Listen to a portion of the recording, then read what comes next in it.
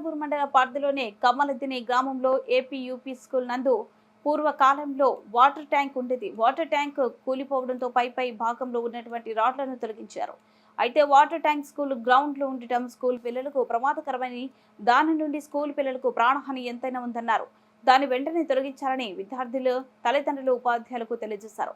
పిల్లలకు ఎటువంటి హాని జరగకముందే తీసివేయాలని తెలియపరిచారు. అలాగే వంటగది కిటికీ డోరు లేకపోవడంతో క్వాలిటీ లేని రేకులను, తుప్పు పట్టిన స్టీల్ రాడ్లు దారుణమైన మరమ్మతులు చేసి చేతులు దులుపుకున్నారే తప్ప చేసింది లేదని వాపోయారు. లక్షల పైగా రూపాయలు వంటగదికి ప్రభుత్వం అందిస్తే పనులు మాత్రం అంతంత చేసినటువంటి నాయకులు కమ్మలదిని గ్రామంలో ఉన్నారని వాపోయారు.